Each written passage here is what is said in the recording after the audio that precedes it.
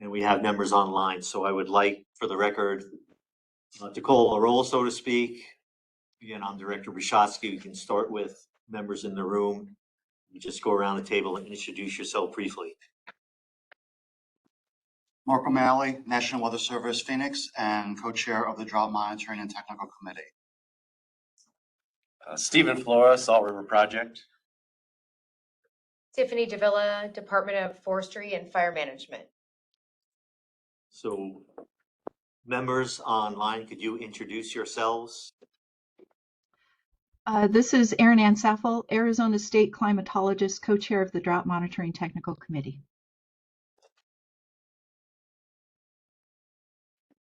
Gabe Levine with ACDEMA.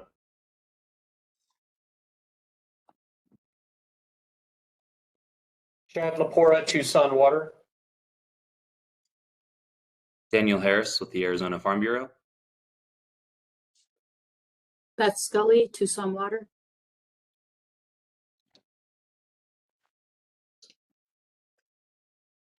Any other members online? Josh Wilson, Maricopa County Department of Emergency Management. Juliana Licarinu, Assistant State Climatologist. Monica Kurari, Arizona Department of Health Services.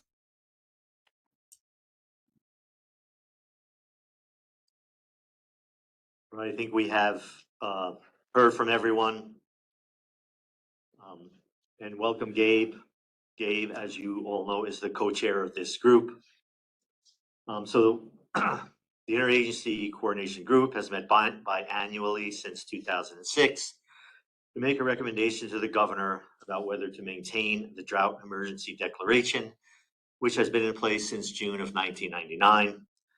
This is an advisory group to the governor composed of over 20 federal and state agencies and tribes.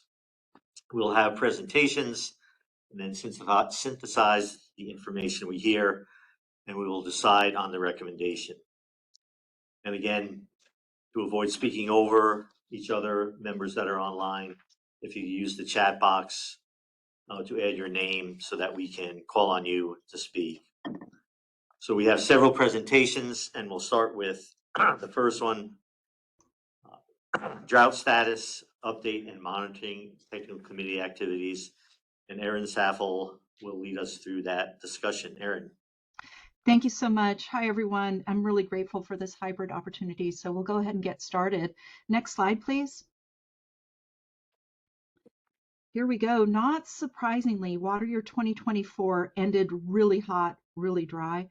Overall, this was the 5th hottest water year out of 129 years of record. Water year 2024 ended as the 32nd driest on record. So let's look at it this way. Since water year 1994, 68% or 2/3 of the water years have been below average precipitation. What that looks like is that out of the past 31 water years, 21 have been below average. Next slide, please. Some of the tools my office uses to determine our statewide water year precipitation are located in Asheville, North Carolina, and it was unfortunately devastated by Hurricane Helene in September. As a result, while we were working on the total numbers of the statewide water year precipitation, you can see our initial numbers were ranges. Just recently, we were able to assess a specific statewide water year precipitation. So the statewide water year 2024 precipitation was 10.56 inches, which is 86% of the long-term average. The long-term water year average is now 12.25 inches. Some weather stations did fairly well for the water year, especially in Pima, Pinal counties. Areas in Yuma and Apache counties did okay. Mojave, though, had its 11th driest water year.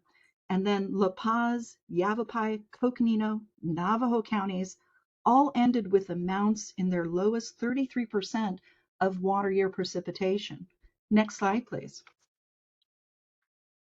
It was exceptionally warm last October to December. That's 2023, October to December.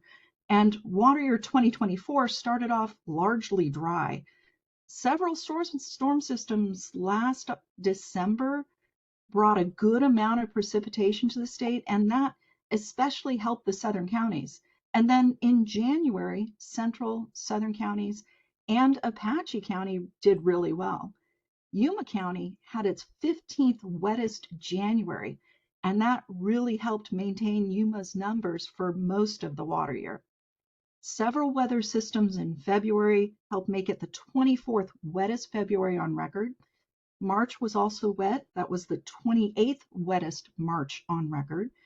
April had some good precipitation in central counties along the Mogollon Rim to the White Mountains. Cochise County had a wet April as well.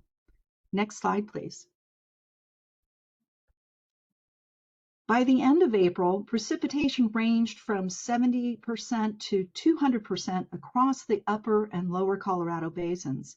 Snow water equivalent for the upper Colorado Basin reached peak levels on April 3rd, and that ended up above median. The median peak melting point for the upper Colorado Basin is April 7th, and snow water equivalent was still slightly above median on that date. Snow water equivalent for the lower Colorado Basin reached its peak on February 11th, and then it dropped below the March 4th median peak melting point. Late snow activity, though, in mid-March through April brought additional snow. So the lower Colorado Basin was able to reach 70th to 90th percentile by the end of April. It still doesn't count as a lot of snow, but it was good to see. Next slide, please. Just as a reminder that June is the climatologically driest month for the state, but toward the end of June this year, some tropical moisture brought some early summer activity, and that was followed up by the buildup of the monsoon ridge. So we actually ended with a wet June, which is overall not a lot of precipitation, but definitely was above average for June. Unfortunately, another heat wave in July slowed down thunderstorm activity. So July ended with about 69% of average precipitation for the state.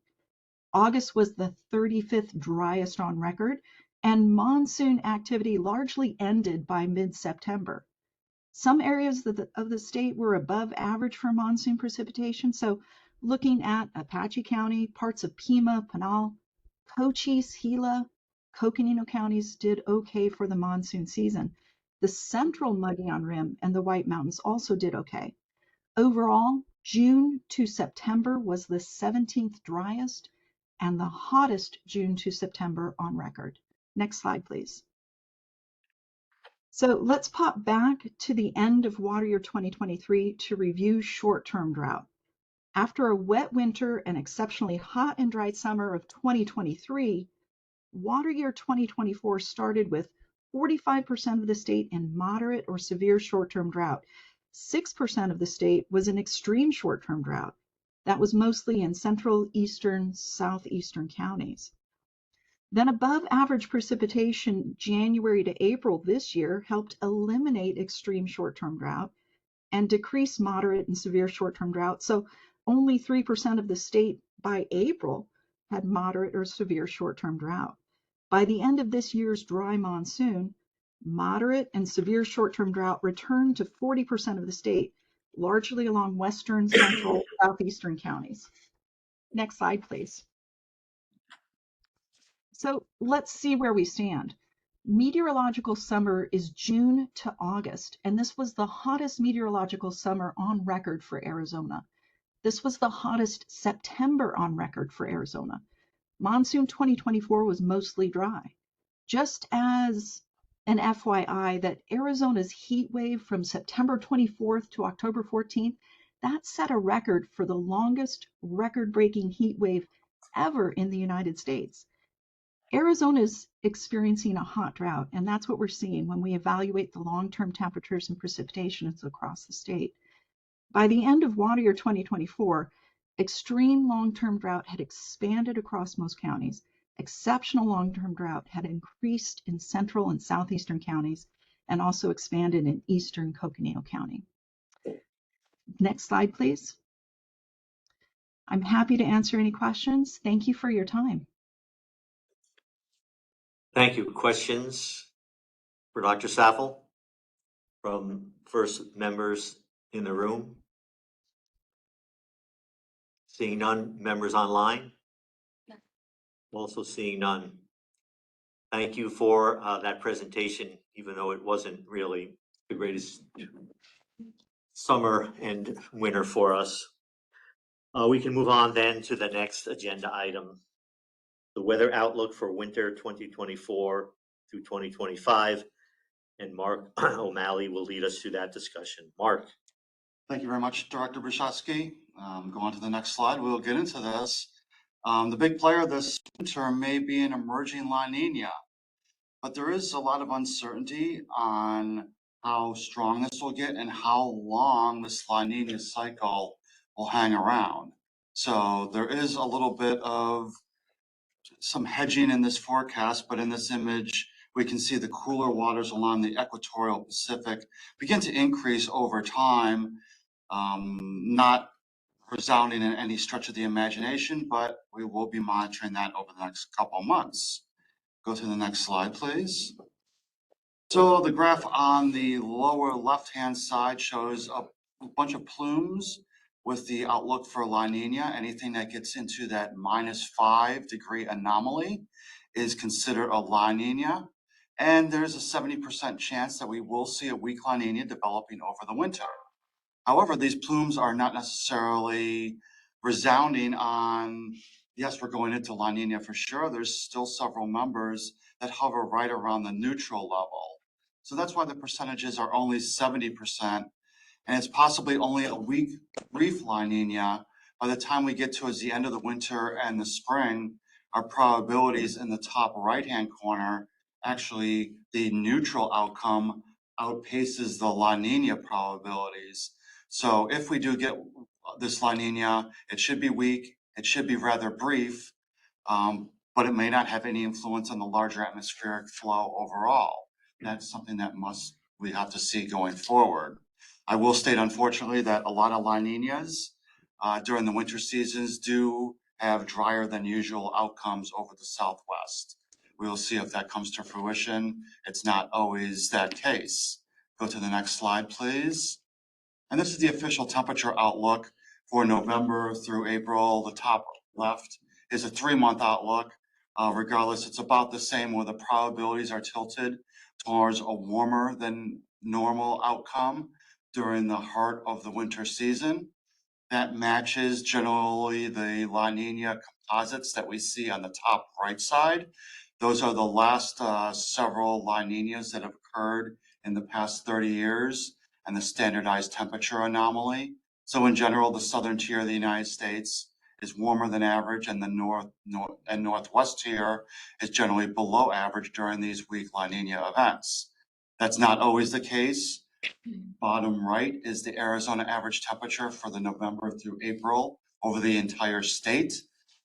Just 2 years ago, we had a weak La Nina that actually turned out to be a rare cooler than normal winter and a rare wetter than normal La Nina. In fact, if you look at that case from 2022, 2023, that's one of the only years we've had in the past 30 years, the past 30 winters, that have been significantly below the average temperature in the winter. By and large, over the past 30 years, the trend has been increasing at 0.5 degrees Fahrenheit per decade, and many of our warmest winters on record are during these La Nina winters. So if I was betting, I would certainly be betting on the average to above average. I wouldn't be betting on anything like what occurred 2 years ago. Not that it can't happen, but that's more the exception than the rule. Next image, please. So this looks at our past 6 weak La Nina winters, and the 2022-2023 winter is in there in the bottom right. 2016-17 was another fairly wet La Nina. But overall, if you look at the other 4 La Ninas, the magnitude of dryness is overwhelming on many of these. The 2021-22 and 2017-18 were exceptionally dry winters and really hurt some of our water resources during these times. Coming out of that 2017-2018, that's when we really started stepping up some of our conservation efforts because we're really starting to see some of the effects on our reservoirs after that winter. So that's not, we could have a decent winter, but if I was in the planning and resource division, I would be planning on a drier than normal winter coming up. And hopefully it's something more like 2011, 12 or 08, 09, where it wasn't a resounding drier, but just slightly drier than average. We can hope for one of those. Go to the next slide, please. So let's look at our precipitation outlook. The top, again, the top left is the 3-month during January, February, March. As can be seen, the odds are definitely tilted towards the below average totals for this 3-month time frame. The greatest anomalies are generally in the southeast part of Arizona. The probabilities are a little bit less as you head towards the upper part of the Colorado Basin. So there is some hope that the upper basin may see something closer to normal. Because looking at those composites on the top right side, these are during, again, the past 30 years of weak La Niñas. And for Arizona, New Mexico, Southern California, there's definitely a tilt in the odds towards below normal precipitation.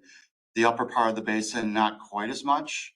And when you look at the Arizona precipitation during the November through April timeframe in those lower right graphs, it's pretty stands out that some of our driest winters on record, many of the driest winters on record for that matter, occurred during La Nina years. Very infrequently do we see a normal or wetter than normal Arizona precipitation during a weak La Nina. Again, the 2022-23 was more of an exception, and I showed that other year in the 2000s, those were slightly above average. But again, very unusual to have that. More likely you're towards the bottom of that graph, unfortunately. Go to the next slide, please. This is the same graph except for the upper part of the basin, focusing on that lower right graph, more dichotomy as far as the outcome. There, again, are some very dry winters included for La Nina winters, but many of the wet winters are also La Nina winters in the upper part of the basin. So there's a lot more uncertainty, and that's why the odds are a lot lower. Could be a dry winter up there, but I wouldn't count out that we could have a very wet winter up there as well in the upper part of the basin. So there at least is a little bit of good news or some hope on the horizon for this winter. Go to the next slide, please. This tags onto something that Aaron was talking about and something that's been a concern over our region for the past 20, 30 years now is we're seeing these periods where we've seen exceptionally hot weather. And this summer was the hottest summer that the region, it wasn't just Arizona, the entire region saw its hottest summer on record. And it wasn't just the summer, September was the hottest September on record for the entire region. Don't show it here, but October was the hottest October on record for the entire region. It was extremely dry for much of the region, western Arizona, southern Nevada, driest monsoon on record. Thankfully, the upper basin and parts of northeast Arizona actually did fairly well for summer rainfall. Unfortunately, this was juxtaposed with, again, the hottest summer on record.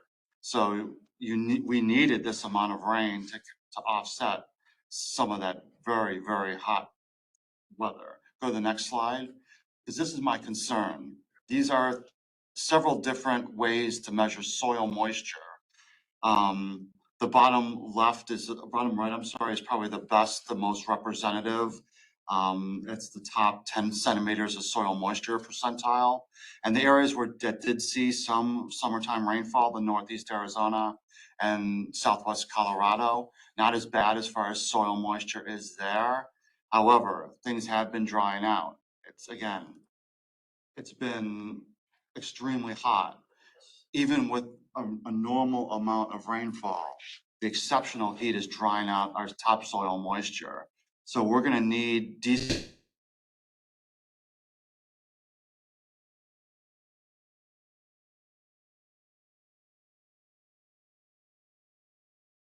runoff come the spring, though I am concerned about area in the White Mountains, basically the Salt Basin, may start to see some compromised runoff come next spring, where it's going to have to go into soil moisture recharging versus immediate runoff.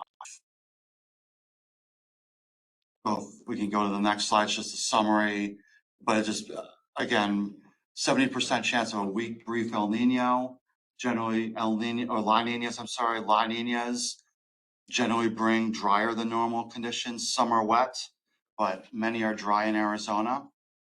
The temperatures have a much better chance of being above normal. You have the La Nina influence, and then the way we're changing climate, it's just that trend has been going up and up and up and up. I wouldn't be betting against the trend. And then the upper Colorado Basin, maybe we get some hope that there's some decent rainfall across the upper basin, and we'll have to watch to see how effective the soil moisture runoff is in the spring. So with that, next slide is just I'm done. I'll take any questions. Questions from first members in the room? Members online? No questions, thank you. We'll go to the next agenda item, number 5, Colorado River Water Supply Update. James Hefner from Colorado River Management Section of the Department of Water Resources will lead us through that discussion. Go ahead, James. Thank you. Good morning. I'm James Hefner, Colorado River Management. With some apologies, there's going to be some duplication of slides, but nonetheless, let's go ahead and start. Just to begin with, where we are, where we started, the smaller upper basin reservoirs as of October 20th, they're 64 to 66%. Flaming Gorge is, I would say, as always, is kind of the bright spot. It's 86%. The larger reservoirs, 39% for Powell, 9 million acre feet, 33% in Mead, 8.7 million acre feet. And those are essentially unchanged even today. There's not much movement there. 1063 feet in elevation as far as October 20th, tier 1 shortage. We're going to be at tier 1 shortage next year. And in all likelihood, we'll ride that out for the remainder of the interim. Or not. Total system storage, 42%, a little under 25 million acre feet in the system, compared to 43% last year, same time, a little more than 25 million acre feet in the system. Next slide, please. How we got there, hydrologically speaking, and the data on the left is the same data that was in Aaron's slides, just in a different graphical format. Again, kind of started off a little below the median for snowpack, started to catch up in the upper basin in February with just kept improving, and then we peaked in early April. Overall precipitation in the basin obviously mimics the snow, the SWE to begin with, but then more or less tracks the median on the way out. You do see that increase in precipitation that Mark was talking about, but in the end, we essentially landed right on 100% of the median. Next slide, please. As for runoff, and these are the USGS 7-day average runoff slides, if you will. We start off more or less tracking the median, but then as time goes on, we end up with following the 25th percentile. And as far as this year goes, we're starting off pretty dry. We'll see how that continues through the winter, but we're definitely tracking below the median. Next slide, please. Intervening flows, much the same story here. I will point out, well, two things. One, this is a reclamation product slide. The water year is not 803. That would be awesome. It's 661, just less than awesome. That's like 74% of the 896 for the 5-year average. However, that is a 5-year average. That's got 2019 and 2023 in it. That's really probably more than you would expect to see for those intervening flows. Use a median, 5 years, 10 years, different windows. You're going to be about 750 to 770. So really, we're more mid 80s as far as percentage wise this year. Next slide, please.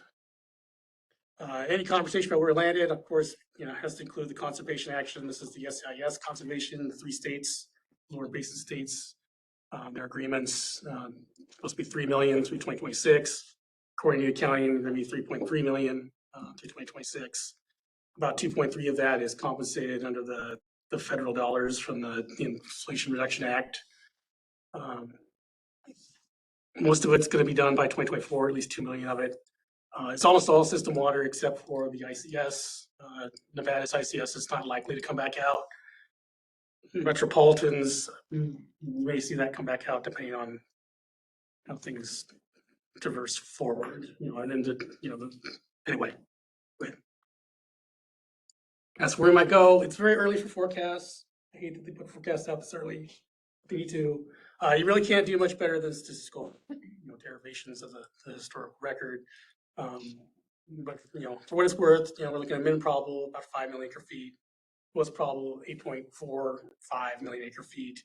And for those of you who are the glass half full kind of folks every year, it's at 16.2, which is 2011. I mean that'd be great.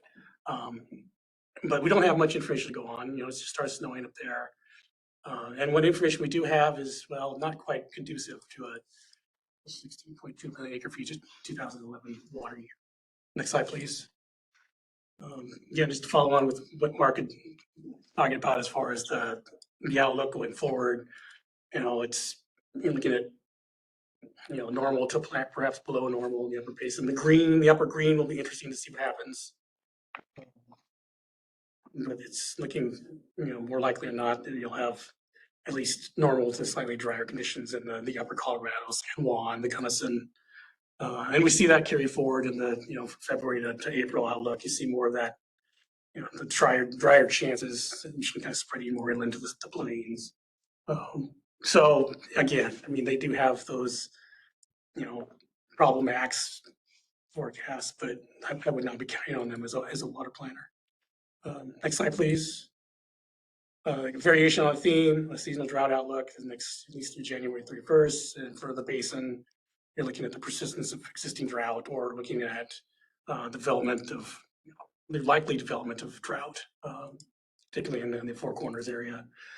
The product on the right is not natural NOAA, national NOAA product. It comes out of the Utah Climate Center. It's basically a forecast of the Colorado River water supply or the natural flow, at least vary based on lagged ocean temperatures. It's they ran it from 1964 on, a truncated here to fit it.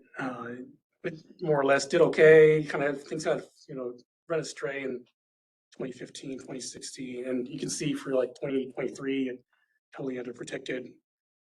It came back for 2024, and the values here for the predictions for 2025. You're looking at 10 to 12 million acre feet natural flow, which depending on your assumptions for the consumptive use in the upper basin, that's roughly 5.5 to maybe an 8 million acre feet coming into Powell. So it's in line with or more in agreement with you see for those min and most probable forecasts. Next slide, please.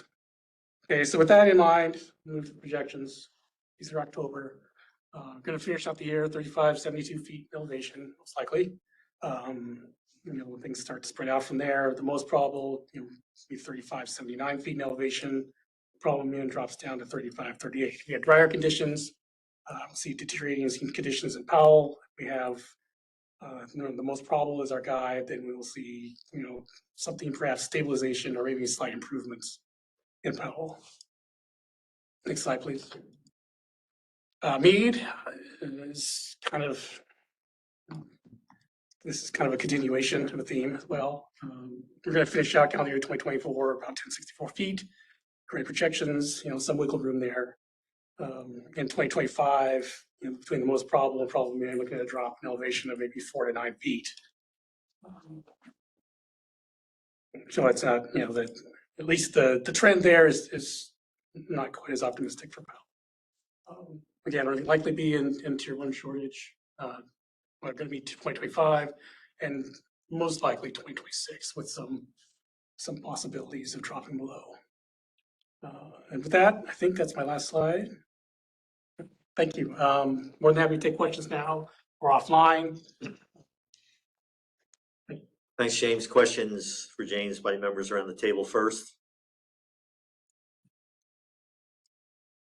Members online, questions? Thanks, James. We'll move on then to agenda item 6, Salt River and Verde River watersheds water supply update. Stephen Flora. All right, thank you. Provide an update on the SRP water supply and Salt and Verde watershed. You can see here, this is kind of just to recap the last year or two. Mark had mentioned 2 winters ago when we had that La Nina in winter 2023. We saw a very wet La Nina, not typical in the trend of patterns. We typically see the drier, but we saw that 1.8 million acre feet, about 400% of median. 2 years ago, that filled the SRP system. That followed up with summer of 2023 with a very dry summer 2 summers ago, and about 43,000 acre feet. That was the second lowest runoff in the summer monsoon season, July through September, 46% of median. So we went into this past winter fairly dry in the watershed, but reservoirs fairly full because of that previous winter 2 years ago. What we saw this past winter, in winter of 2024, was about median flow. We saw, as mentioned before, slightly above normal precipitation. It got off to a slow start, but that February and late March, early April precipitation helped to get some of that stream flow going and get to median runoff. If we didn't have that late February, March precipitation, especially that late March precipitation, we would have seen well below median. But that median kind of kept reservoir levels kind of where they were throughout the winter, and we reached a peak of about 93% as of May 1 this past spring from last winter's runoff. See there. So next slide. Looking at the precipitation for the water year from October 1 through September 30th, this past water year, that large graph there is the precipitation. The green line is this past year, and then the dotted ones last year. So you can see we had that big winter 2 winters ago. This winter we started out slow, picked up in February, and then late March. The small graph up there in the corner is the snowpack SWE. You can see it was below average until that February. That February is really where it started, with those dry conditions. That's where it started to see some response from those February ones. So this winter, we might expect something that would take a little bit to get those runoff efficiencies going. And then that last bit in March and early April is where we really is where we got most of the runoff from the watershed to get that median level. But again, in the summer monsoon season, we saw it kind of starting to follow that trend and then drying out towards the later part. It was slightly below normal for the monsoon season. Overall, we were slightly below normal with 15.74 inches or 95% normal on average on the Salt and Birdie watershed for precipitation. If you go to the next slide, you can see that monsoon was slightly below normal, about 4.9 inches on average, 82% of normal. Again, typically in the White Mountains, and the rim was the highest precipitation is typical. But what we saw, if you go to the next slide, from runoff, we saw that median runoff in the winter, but then we saw very low runoff. We saw, again, the third lowest on record for the summer monsoon season. So we don't typically get most of the runoff in the summer, but again, we've seen the first, second, and third lowest runoff on record in that July through September period in 2020, 2023, and 2024. So 2024 being the third lowest with only 46,600 acre feet, about 50% of median. Overall, the water year had about 580,000 or about 84% of median for the Saltano and Verde River inflows into the SRP reservoirs. Next slide. So where we're at right now is about 75% full, 1.7 million acre feet. Last year we were about 83, so we're about 80% less than we were last year. So 75% full, we're 77% on the salt and 61% total storage on the Verde. Again, horseshoes remained about 50% full. We make those spill rate releases periodically to move water down to Bartlett. Roosevelt's about 73% full. Currently, we've had some recent precipitation across the watershed, helped get a little snow and rain on the watershed. This past weekend, we saw another 1/4 inch of average, some areas with 1/2 inch to 1 inch in the higher elevations, but we'll need more of that to this fall and early winter to really get precipitation going. Is how dry it is going into this winter. So we would need either several significant precipitation events or well above precipitation throughout the winter to really start seeing more efficient runoff across the watershed. So reservoir storage decreased from 93 to 75 this past spring and summer. We were delivered mostly off the salt throughout that period of time. And we expect our river swap back to the Verde in a few weeks here in mid-October, about 2 weeks. We transition water to our Verde as we typically do in the winter. Next year, we expect a slight increase. We were this year at 75,000 acre feet per year of pumping of groundwater use for our planned water use. But with that trend, we've had a slight increase to about 100,000 acre feet, still lower in general, but a slight increase from this past year. Next slide. This graph shows the projected salt reservoir storage. So Roosevelt and the other 3 reservoirs on the salt. And the left shows numbers for Roosevelt. You can see Roosevelt was at 76%. These projections, the yellow gold is the actuals, and then the green, blue, and red are projected for the salt total storage based on lower quartile inflow, median inflow, blue, and then red is average inflow. So you can see that to fill Roosevelt and the salt side this winter, we would need average inflows. So and we would probably need well above precipitation to get that this winter. So what we plan for is the green, the lower quartile, and with the trend to be a La Nina, that's what would be more likely to happen. So you can see a slight increase. But to get up into Phil Roosevelt, to get into that FCS flood control space again, we would need a wetter winter with above average inflows. We do have approved for the next 5 years for that temporary deviation. If that did happen, to store water in that first 5 feet for a longer duration, up to 120 days. So if we do happen to that, we'll have that.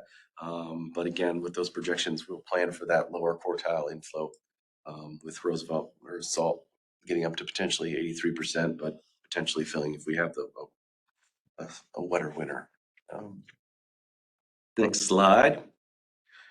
This is just that image on the salt from the earlier October storm where we started all the first snowfall in Arizona in those upper elevations. So hopefully that'll continue and we'll see more of that to help get the snowpack started. But we'll see how it goes with that La Nina. Currently we're at 75% full. We had a very dry, low median runoff summer, so drier conditions. So we'll need that wetter conditions and above normal precipitation to really start seeing some stream flow this winter to fill SRP reservoirs. Any questions? Questions from members around the table for Stephen? Seeing none, members online? None there. Thanks, Stephen. We'll go on to the next agenda item, number 7, 2024 wildfire season update. Tiffany Davila. Tiffany. Thank you, Director. So we'll start with the next slide. We're looking at trends in fire activity, and this is just a general basis. Fire season, typically end of April, beginning of May, and again, that's all dependent on what our previous winter moisture looked like, and then what our summer temperatures and moisture were looking like as well. And then through monsoon season, and that's season dependent. And for this year specifically, we really didn't have a widespread monsoon. We had a lot of dry lightning starts, so meaning we had a lot of lightning, but no real precipitation to back it up. So that's why this year's season was extended. Sometimes the monsoon comes in really hot and heavy and it puts an end to fire season, but that was not the case this year. Spring, early summer is usually when we see the bulk of our human-caused fires. That's because, temperatures are warming up, people are getting outside, they're camping, they're doing work in their yards. That's when we see the bulk of those fires. And then lightning-caused fires more prevalent from June onward. Again, that's just due to the monsoon activity. And then our fire season, as our past presenters have presented, dictated by winter, spring moisture, spring temperatures, fuel loading, drought, and then our climate patterns. And then, of course, when we're talking about our outlooks, we're looking at the winter leading up to next year's fire season, and then the spring conditions as well. Next slide, please. So for 2024 outlook, this is what we talked about in March. That's usually when we present our outlook, not only here, but just statewide with the governor also. So this was for this past fire season. Drought conditions persist with impacts to fine fuel. Those fine fuel vegetations are grass and brush. They don't hold a lot of moisture, so they dry out very quickly when our temperatures heat up. We also had the potential for higher than normal fire activity south of the Mogollon, across the Tonto, Aravaipa Canyon, into the Catalinas, across Cochise County. In some areas, our fuel loading was 2 times the amount, specifically around the Mogollon Rim. High country potentially delayed. That's typical. We usually don't see fire activity in the high country, meaning Flagstaff, the White Mountain area, until June. Snowpack was melting quickly and it wasn't as cold as years past. And then our forecast as we moved into this year's fire season was warm and dry with a typical summer pattern in place by end of May, beginning of June. And really what we saw for 2024 really paralleled our outlook. So we did see a lot of fire activity across the Tonto, across the Sonoran Desert. Didn't see a lot of fire activity in southeastern Arizona, Cochise County, where we typically have a lot of our activity.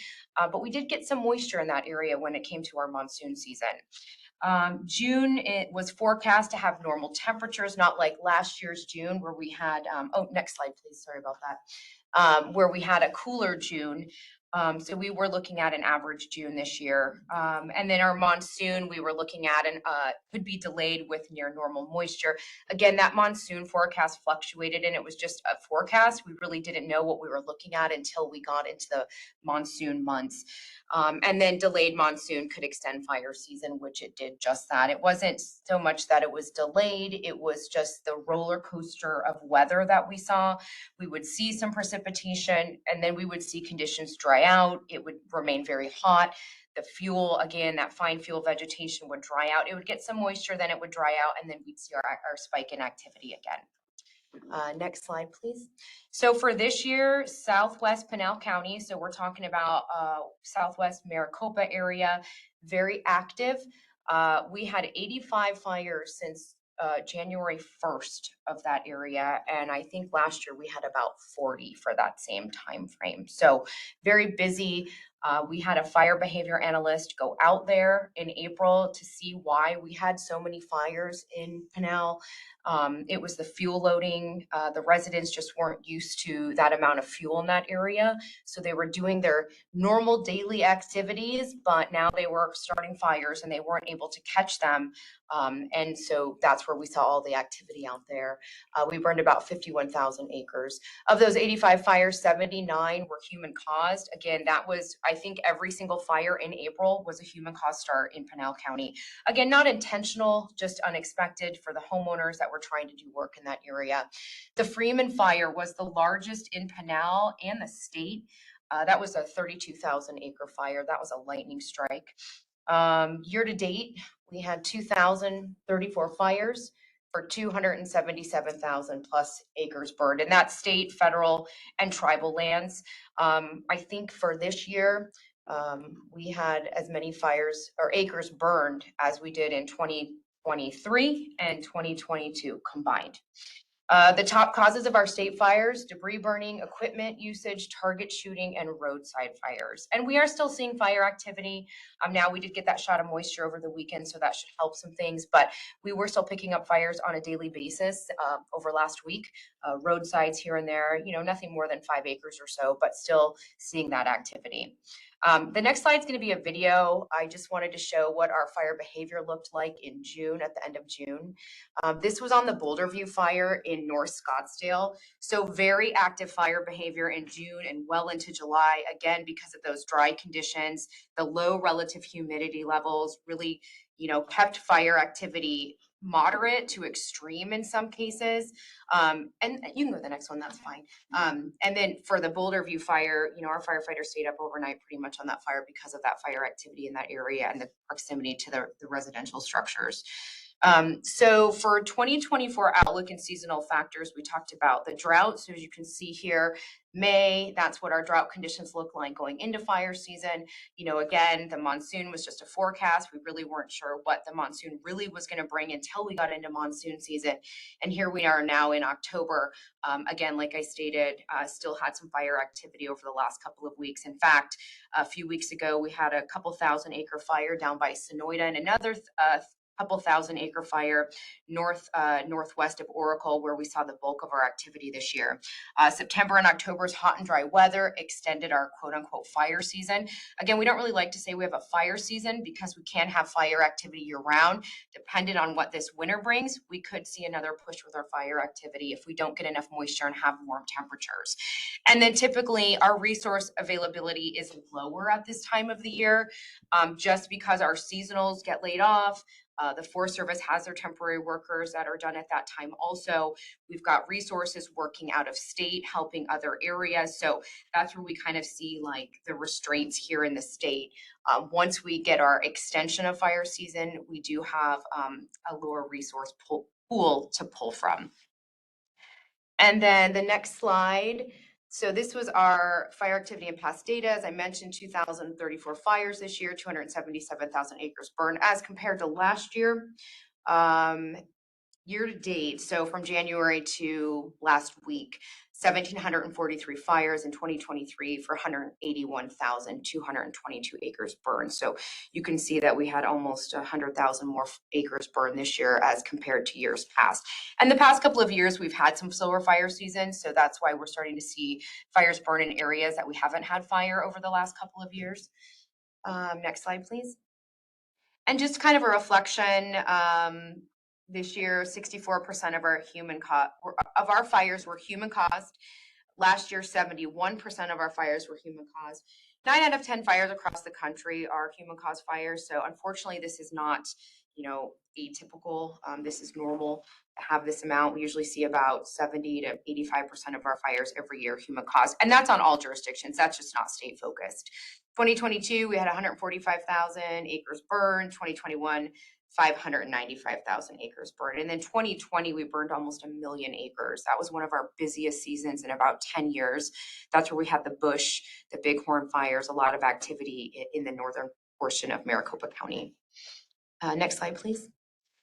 So we work with 260 local fire districts. We have access to their firefighters. We have in-house firefighters. We work with the Forest Service, the BLM. We provide support for them. They provide support for us. This year, we signed HB 2751. It's the Great Plains Interstate Fire Compact, and I'll go over that in just a few minutes. We also partner with the Department of Corrections. We have 12 DOC fire suppression crews, so that's really helpful for us when it comes to our resources and getting additional boots on the ground. And then we have a Type 2 IA crew that is comprised of former DOC inmates. Next slide. We also have single engine air tankers that we contract with, and then we partner with our federal partners for our VLATs, which are the very large air tankers, additional single engine air tankers and water scoopers, which we used a lot of this year. And then we work with the Department of Public Safety for helicopter support if needed. And then next slide, please. And so this was HB 2751. The governor signed this in May. This allowed us to enter into the Great Plains Interstate Compact. So that means we can share resources state to state with the states in the compact. You can see on the second bullet point, those are the states in the compact. We did utilize this compact in June. We needed extra resources into the state. Our crews, our federal resources were spread thin. We tapped into this compact, got some resources from South Dakota here to help us. So this was a great addition for our state. It really allows us to bypass the restraints sometimes of the federal government and go direct with states looking for resources. And then vice versa, they can request us if they need help as well. And then again, with the compact states, we can coordinate between each other without the involvement of the federal government. That is it, I believe. Thank you very much. If you have any questions, please let me know. Members first around the table, questions? Seeing none, members online. You have a question from a member of the public, Ed. Thank you. Yeah, for the compact states, do you find that their wildfire season aligns or misaligns with Arizona's? Good question. So this year, everybody was busy. So from the Northwest to California, now we're seeing a lot of fire activity in the East Coast. So for some of these compact states, their fire seasons are different than ours. So that really allows us to use those resources. When they're busy in March, we're not busy in March. So we can go help them. And then when we're busy in June and July, they're not, so they can come here. But again, this year was just, for everybody was busy, from Oregon to Idaho to Arizona, New Mexico and Texas. So we were really kind of stretched thin at some points, but great question. So it does really help. It benefits us because those fire seasons are different than ours. So we can, use those resources as we see fit. Thank you, Tiffany. So we'll move on then to item 8, impacts of drought on wildlife. Brittany Kearney from Arizona Game and Fish. Brittany? Yeah, absolutely. Thank you. Thank you for having me. Like we said, today we're going to talk through the impacts of drought on Arizona's wildlife, as well as efforts of the Arizona Game and Fish Department to help mitigate those impacts. Next slide, please. So when we're talking about drought and wildlife, we're really talking about a bigger fight for survival. Water is wildlife's most important resource that goes beyond quenching their thirst, and it can mean everything from our larger mammals will often use it to cool down their bodies. Birds use it to keep their feathers free of parasites. And even when you're talking about animals where they're either living in water their entire lives or most of their lives, when you're looking at fish and frogs. So the amount of water on the landscape is really critical to these wildlife populations. Next slide, please. And of course, the longer the drought lasts, the less water on the landscape. And that really causes more physical stress on these wildlife species. And it's impacting these species in the short term as well as in the long term. So they're lowering the reproductive success. It's leaving them less able to survive those regular challenges just that they would normally experience in nature. And both of those elements are impacting our populations moving forward. We're also seeing that when fewer water sources are available, wildlife are congregating in singular locations. They're really drilling into whatever water they can find. And unfortunately, that increases the risk of predation as well as the spread of disease, because you're taking a significant amount of wildlife and putting them in a very small space. So with that, some of these species may choose to seek water in places that are, just outside their normal boundaries. And oftentimes this is driving them into areas that are less safe, such as urban or agricultural environments. And this is really driving up those human wildlife conflicts that we can see during these times of drought. Next slide, please. So really taking a look at a key species that, and their effects of drought, we decided to look at the endangered Sonoran desert tortoise. This species is significantly impacted by drought. It affects both their survival as well as their behavior, and it really just poses significant challenges for a species that's already endangered. So when you're looking at the Sonoran desert tortoise, it's completely herbivorous. It lives off of grasses, wildflowers, cacti, and during times of drought, both the availability of those vegetation sources as well as the moisture content within the plants themselves diminishes, and this reduces the tortoise's water intake while foraging. And the scarcity of this water and nutrients combination can weaken its immune system, making it more susceptible to diseases and ailments. In addition, they'll often travel longer distances in search of these food and water sources, which can lead to more frequent encounters with human developed areas. Road mortality is a significant issue for this species. A lot of times when they're crossing roads, they can either be hit by cars, they can get picked up by people. And so it's really driving them into these human related hazards. Next slide, please. We're also seeing the reproductive outcomes are adversely affected by drought. So females may produce fewer eggs, and the harsh conditions can lower the survival rates of the hatchlings themselves. So it's really compounding the species' long-term viability challenges. In addition to that, to cope with these harsh conditions, the adults may alter their behavior significantly. This often means retreating into their shelters for extended periods to conserve both their energy and the moisture that they have. And this can include limiting their behavior or their movements both daily as well as seasonally. And so unfortunately, by not venturing out as often or as far, their ability to find mates is limited, which further intensifies their reproductive challenges. Next slide, please. And so what is the department doing to help mitigate these impacts, whether it's species like the Sonoran desert tortoise that are significantly impacted or those that perhaps are less impacted in their way? Well, just as drought is not new to Arizona, it's not new to the department. As the state's wildlife agency, we've been using the best available science to manage these species for over 100 years, and this includes planning for drought and its impacts. And we're really working year round to mitigate this impact. It's not something we just focus on in the summer, of course, but nearly every role in the agency plays some part in our drought mitigation efforts. Specifically, we've created a drought response team, but really, within all of the aspects of the department, we're playing a role in this. But the three areas that we really focus on specifically with the response team is biology, infrastructure, and outreach. And so we'll kind of walk through some of the efforts of all three of those groups as we move through the slides. Next slide, please. So kicking us off with biology, some of the ways that we're helping to mitigate some of the impacts that we're seeing is our biologists salvage, translocate, and rescue populations as necessary. This is in support of our larger ongoing management plans.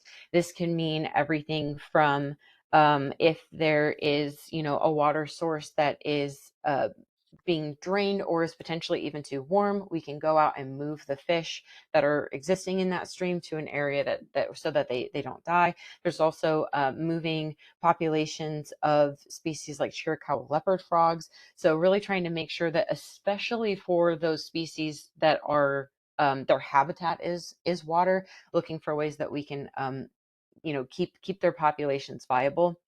We also adjust hunt guidelines and hatchery efforts to maintain these healthy, resilient, and sustainable populations. Hatchery efforts are highly dependent on drought as well, and so just trying to maintain that as we go from year to year. And then additionally, our teams support the state's wildfire response and respond to human wildlife conflicts that are all fueled by drought. And so those are some of those, our wildlife managers responding to these human wildlife conflicts. You may not think they have a direct tie to drought, but really when we're seeing these increases, they're pulled in as well. Next slide, please.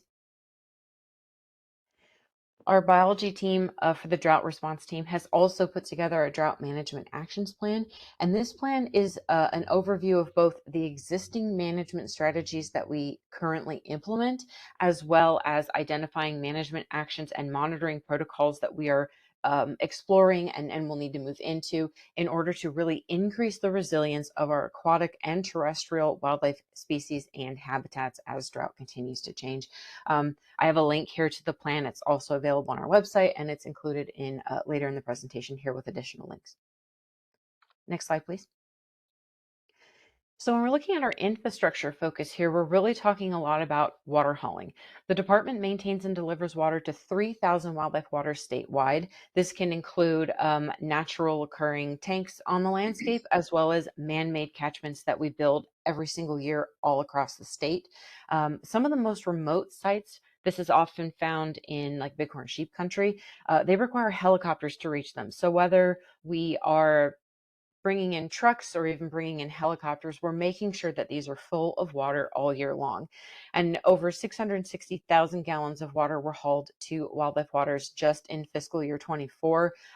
This amount of water that we haul fluctuates year to year, of course, depending on precipitation and the temperatures. But last year, like I said, last fiscal year, we hauled over 660,000 gallons. Next slide, please. So what we're trying to do with each of these catchments, though, we joke that we're trying to get out of the water hauling business. And what we mean by that is we want to renovate and standardize our existing wildlife waters so that they can be more efficient and self-sustaining, which will allow for fewer water hauls without reducing the water available to wildlife on the landscape. And so this includes a standardization process that we're building for each of our wildlife waters. We're going in and renovating older wildlife waters that perhaps don't have the capacity to hold very much water. And we're also introducing new technologies such as satellite water sensors. Next slide, please. And these satellite water sensors are being installed on all of our wildlife waters. We've started them over the last year, of course, with over 3,000 of them. It's going to take a little bit of time, but we're really prioritizing which waters get these first and then rolling them out across the entire amount of wild waters that we have. And with these satellite water sensors, there's an early detection system which will alert our staff to water needs in real time. So this includes both low water levels and equipment leaks, and it allows us to really tell which waters are low so we can prioritize taking water out to them versus potentially having to just guess or go off of previous trends and having people drive out and maybe it doesn't need water or maybe it goes dry. So this is really helping us with that prioritization. All of the equipped locations are also mapped and can be seen at once or individually. And this is really allowing us to analyze trends and patterns as well as capacity on the landscape, which is helping us be more efficient as we plan out these water hauling routes. We also have installed rain gauges to select sites, which will allow us to gather additional data as well in terms of where are the areas that are potentially getting enough water to be self-sustaining, where is it lower, and just being able to track this year over year. Next slide, please. So heavy rainfall, of course, well, to take a look at some of the challenges that we're facing as we try to implement these mitigation efforts. As we all know, heavy rainfall doesn't end the drought. Water from a few days of heavy rainfall doesn't stay on the ground for very long. It limits its benefit to wildlife. It can also have a negative impact on habitat. You can see the video that we have up here of footage that was captured by one of our wildlife managers of a flash flood surging down the pipeline wildfire burn scar near Flagstaff a few years ago. Obviously, this is having a negative impact on habitat.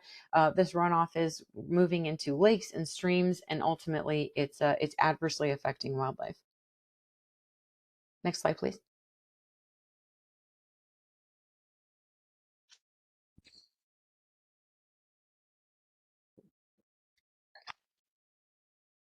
Next slide. One of the other challenges that we face is that rebounding populations takes time. So drought has impacted Arizona's wildlife for years, and the recovery would not happen overnight. Some species are more dependent than others, but even after a few consecutive years of normal rainfall, it would take wildlife time to rebound to those pre-drought population conditions and really resolve those effects of long-term drought. One of the species that's really directly tied to our rainfall, whether it's winter or monsoon, are quail species, and specifically the Mearns quail, which you see here, would likely need at least 3 to 5 years of normal rainfall to rebound from the consistently poor monsoon conditions that we've seen. So drought didn't happen overnight. The rebound wouldn't happen overnight as well. Next slide, please. And finally, the other challenge that we face is that wildlife conservation isn't free. Game and Fish doesn't receive any general fund tax dollars, and our funding primarily comes from licenses, tags, and stamps. And those dollars are stretched thin as we're working to conserve and protect Arizona's 800 plus species. The water hauling program alone costs over $1 million annually, and those costs continue to climb each year. Next slide, please. But one of the ways that we're helping to offset some of those costs, especially in the water hauling program specifically, is through both donations and volunteers. They play a large role in the sustainability of these efforts. Volunteers haul a significant amount of the water that we put on the landscape every single year. This program couldn't happen without them, and we're so grateful for that support. And in terms of donations, we would fund this program whether we received any donations or not, but the donations really allow us to go even further with our efforts. And so to help bring awareness to this water hauling program, as well as the opportunity for the public to help support it, we put on every year our Send Water marketing campaign. This is an annual statewide outreach effort to collect these donations from the public. We've raised more than $1.2 million since 2017, and these funds really help cover costs such as vehicle maintenance, new trailers, catchment repairs, and upkeep. Next slide, please. And so through a mix of paid, earned, shared, and owned channels, we're really utilizing this campaign effort to increase public awareness about drought's impact on wildlife, as well as our mitigation strategies. But we're also trying to increase internal awareness about these mitigation efforts as well. Like I said, almost every position in the department plays a role in these efforts. And so we really want to make sure that as we're bringing in new employees, they're really aware of what we're doing, and also looking for that opportunity to promote and expand opportunities for the public. Next slide, please. So in closing, we've put together some key resources here just to take a look at more of those impacts on drought as well as our response. You can see some of the stories we have. Our YouTube playlist is an incredible resource. We've got lots of videos on work that we're doing as well as species-specific videos like the Chiricahua leopard frog, for example. We also have our sendwater.org landing page, which is information around the donation program. And our volunteer coordinator, Megan Young's information is here for more information on volunteer opportunities. Next slide. And with that, I can take any questions.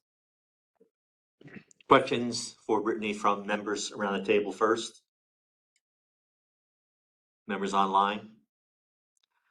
This is Director Brzezinski. I do have one question. Does the governor's drought declaration free up any financial resources for Arizona Game and Fish from either the state or federal level? I would need to confirm with our internal teams. I'm not entirely sure. All right, thank you. All right, we'll move then to the next presentation. Impacts of drought and extreme heat on public health. We have Nikki Koch and Monica Kudari from the Arizona Department of Health Services. Go ahead. Good morning, thank you. Today, Monica and I are going to be talking about the impact of drought on public health and how we're quantifying the risks and working to address this public health challenge. Next slide, please. Excuse me. In 2017, we developed a report to look at how extreme weather events impact public health. We identified that drought, along with other weather conditions, poses significant risk to human health. Our report highlights several drought-related issues, particularly how drought affects public health through water resources, agriculture, extreme heat, and air quality. Prolonged drought reduces water availability, affecting drinking water supplies and food production.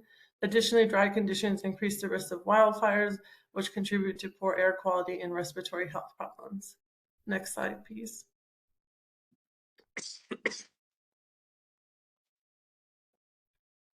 Oh, thank you. The goal of the plan was overall to enhance community resilience and promote interagency collaboration to address and mitigate these health threats. Next slide, please. We are able to conduct this climate and health work through the CDC Climate Ready States and Cities Initiative.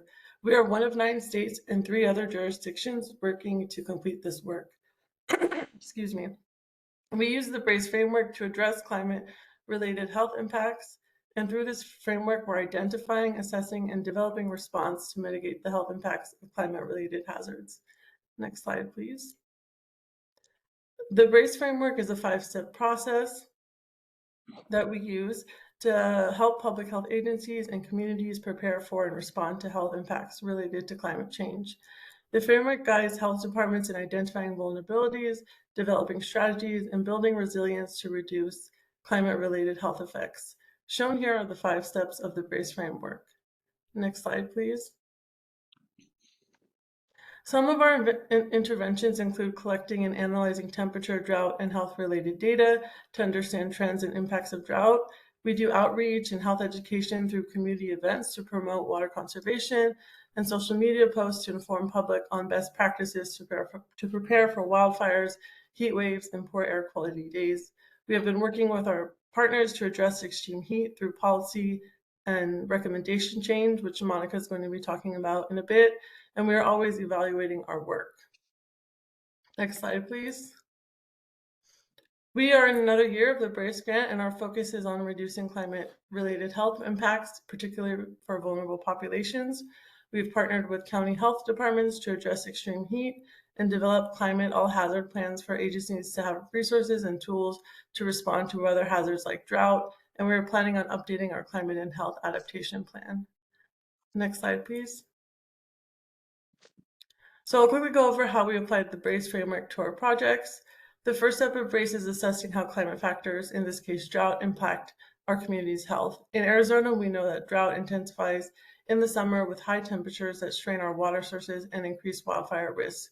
We are focusing on water scarcity and air quality because prolonged drought worsens water shortages, putting vulnerable populations such as those in rural areas or tribal communities at greater risk.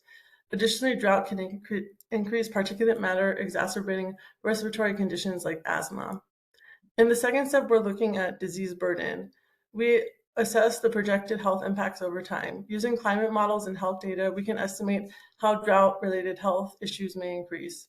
We anticipate a rise in respiratory illnesses from poor air quality, mental health issues from stress related to water scarcity, and heat-related illness, and West Nile virus and valley fever.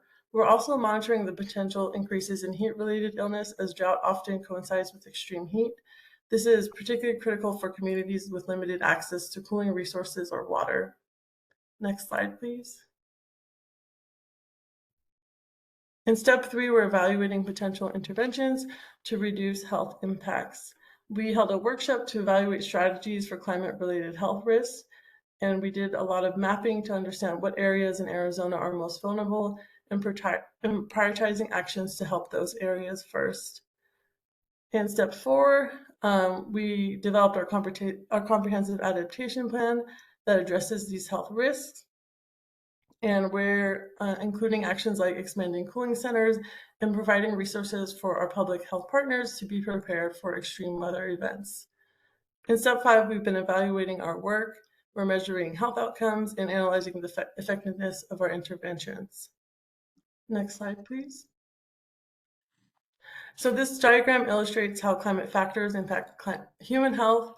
Climate factors like drought, extreme heat, flooding impact the environment, which in turn impacts our health, and it does so in every facet from respiratory conditions to heat-related deaths and mental health issues. Next, I'll turn it over to Monica to discuss how we're tracking some of these data. Hi everyone. So I mainly work on environmental public health tracking grant. Next slide, please.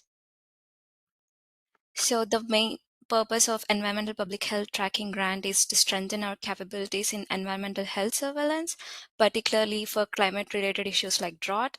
So we mainly do monitoring and surveillance through this grant. Through monitoring, the program collects and analyzes climate-related health impact data, including data from hospitalizations and emergency department visits, to assess how climate-related issues impact health. Whereas on the surveillance side, we actively track both historical and projected drought impacts by integrating national oceanic and atmospheric administration regional integrated sciences and assessments data info into our data explorer, which mainly allows us to analyze and respond effectively to emergent trends, especially related to climate. Next slide, please. So the Arizona Environmental Public Health Tracking Program has a data explorer. It provides a platform to visualize and access this data. To explore the dashboards, you can visit azdhs.gov./EPHD Explorer. Next slide, please. As you can see in the APHD Data Explorer, the drought dashboard, it mainly focuses on drought conditions across counties in Arizona. You can see Arizona counties shaded in various intensities of red, representing different ranges of maximum consecutive weeks of moderate drought. The darker shade represents longer drought durations. Next slide, please. And drought also contributes to worsening air quality, which results in increasing dust and wildfire smoke. This has direct consequences on respiratory health, especially asthma. The EPHD Data Explorer tracks asthma-related emergency visits and hospitalizations. With this data, we can identify trends and try to intervene to protect vulnerable groups. In the dashboard, you can observe the number of ED visits across counties in Arizona. Next slide, please. Drought impacts multiple areas of public health, which requires a collaborative response. That's why ADHS addresses these issues across several programs, including environmental public health tracking, BRACE, drinking water safety, food safety program, and emergency preparedness. Our work with organizations like Climate Assessment for the Southwest and Nova Riser Center ensures that we have access to critical climate data and regional expertise. Additionally, we participate in the Drought Interagency Coordinating Group, a coalition of state, federal, and non-governmental organizations that evaluates drought conditions and develop coordinated response strategies. Next slide, please. Drought creates various health risks due to various interconnected factors. Climate conditions like extreme heat and reduced rainfall lead to water scarcity and increased heat stress.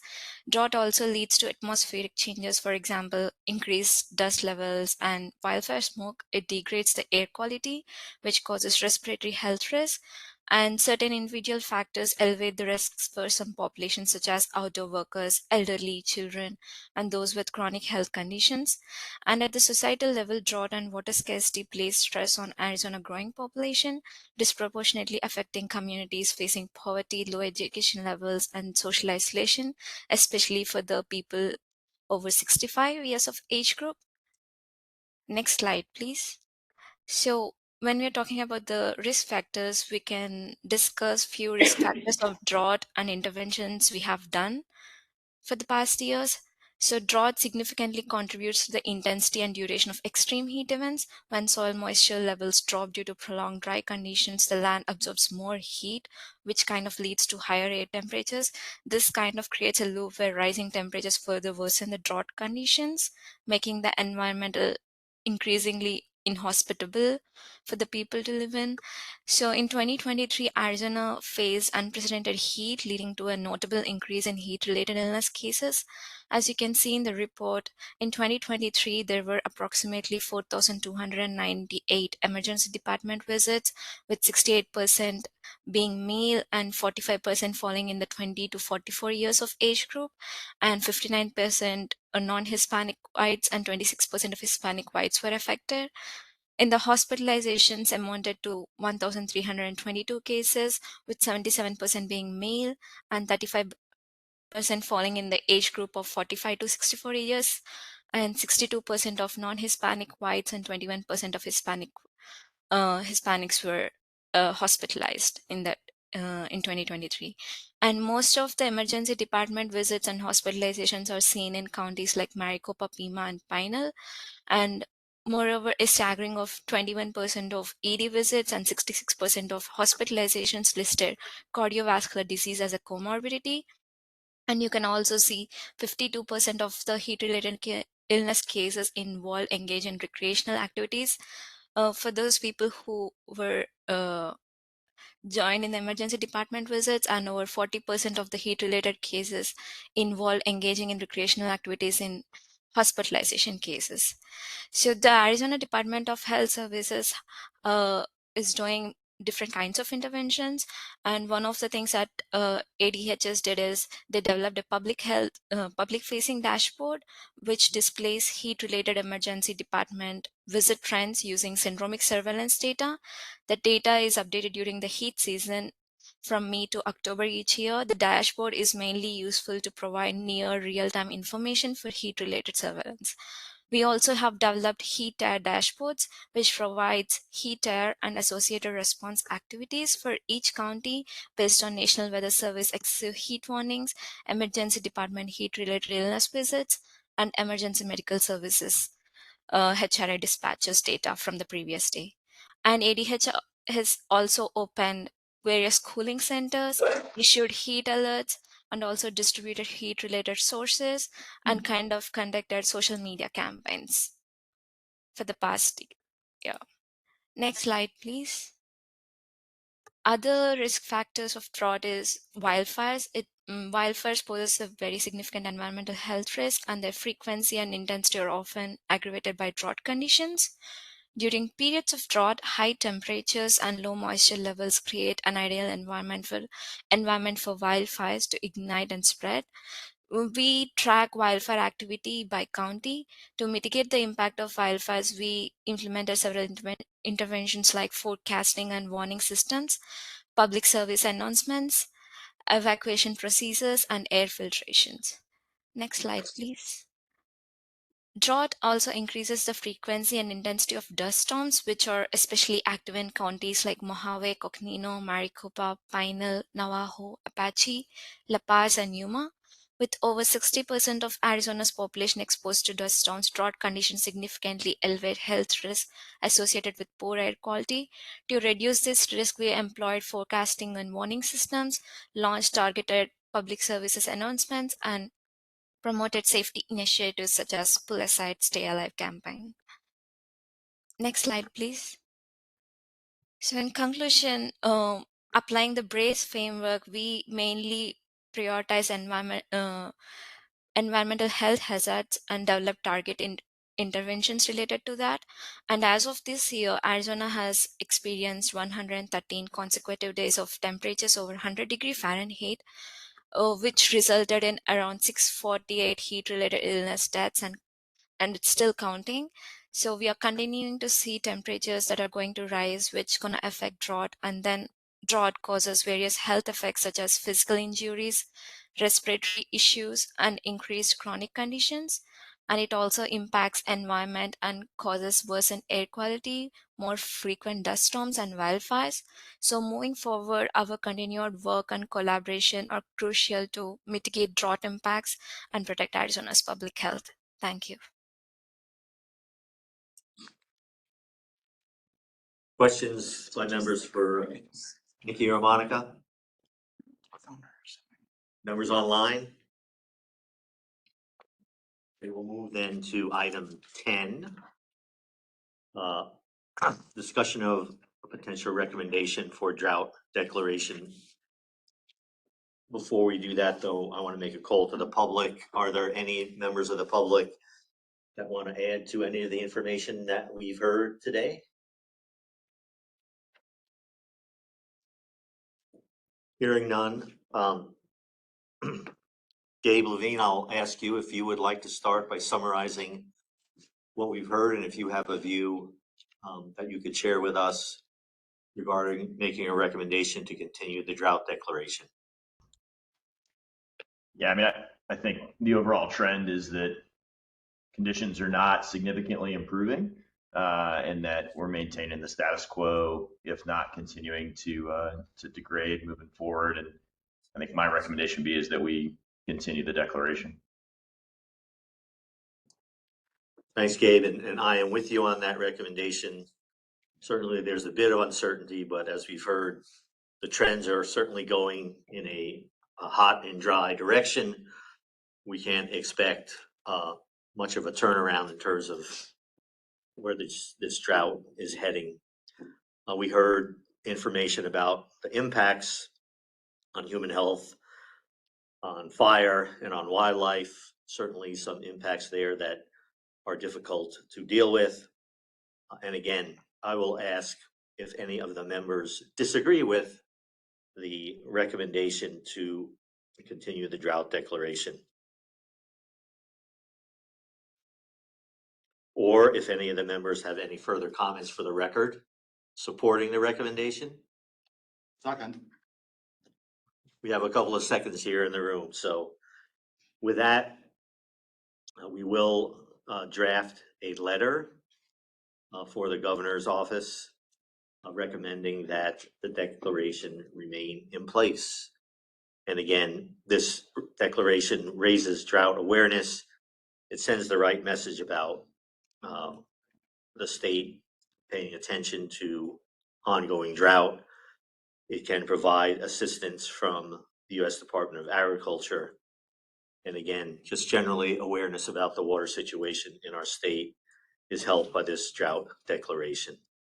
So thank all of you who gave presentations today. Thank all of you who are part of the group, and I know do lots of work in the committees, and we hear the results of that work in these presentations. So with that, we'll move on to item 11. Director Bushatsky, we do have a question that has come up in the chat. Joe Donwick asked, by when does the governor need to act on this recommendation?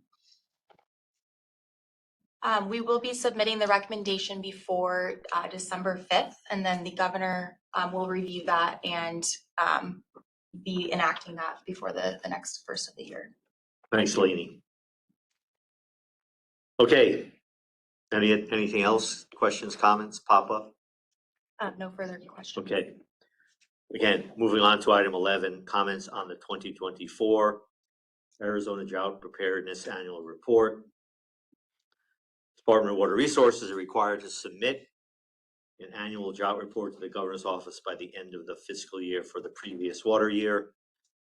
The 2024 drought report covers the drought conditions and preparedness activities for this water year, October 1, 2023 through September 30th, 2024. It includes a summary of Arizona's drought status this past water year and the outlook for the next water year. It gives drought designation information.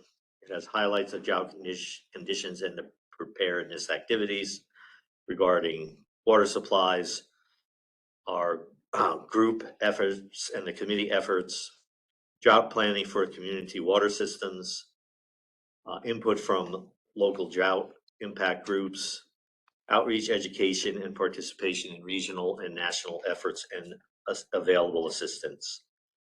So I want to thank all of those who provided updates to the report. Staff sent the draft report to the group last week for review and comments. Are there any additional comments or questions at this time from members of this group? First in the room. Seeing none online. Seeing none, I'll ask a call to the public. Any of the public want to comment or have questions about the report? Seeing and hearing none. We do have one. Leslie James. If it's appropriate, thank you. I'm Leslie James with the Colorado River Energy Distributors Association, and this isn't specifically on your report, but if it's appropriate, I just wanted to come today and to thank Director Bushatsky and the Department of Water Resources for your participation in the planning and implementation team associated with operations of Glen Canyon Dam through the long-term experimental management plan process, and also for your leadership in the Smallmouth Bass Ad Hoc Committee. This has been an extremely challenging summer for all of you. We've heard from all the departments about drought. We've also been faced with an experiment that's been underway at Glen Canyon Dam that is having significant impacts as well. So we appreciate your participation in that planning and implementation team. We are not represented in that team, so we have to rely on our state partners to really consider all the impacts of the decisions that go up to the secretary. So thank you. Thanks, Leslie. And we recognize and we hear usually in one of our two biannual meetings here, the impacts on power from the drought and hydropower from the operations of the Colorado River and elsewhere. So we know how important that clean hydropower is to our energy grid. Those are big challenges that we've had to deal with this past year, trying to balance all of the resources that are along the river and through the Grand Canyon. So I much appreciate your comments, Leslie. Thank you. So again, having this discussion about the report, we will finalize the report and then submit it to the governor's office with this group's drought declaration recommendation letter. Both will also be posted on the Department of Water Resources drought webpage. So we also already had called to the public on our agenda items. So I just want to thank all of you for joining us today. We will have a spring meeting of this group in May of 2025, and we hope to see all of you there. Thank you.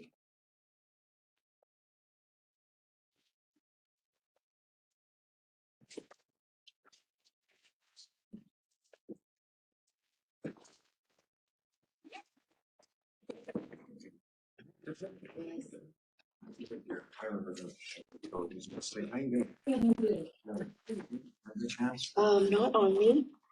Well, if you want to just send me your info, we'd love to. That's right. Yeah.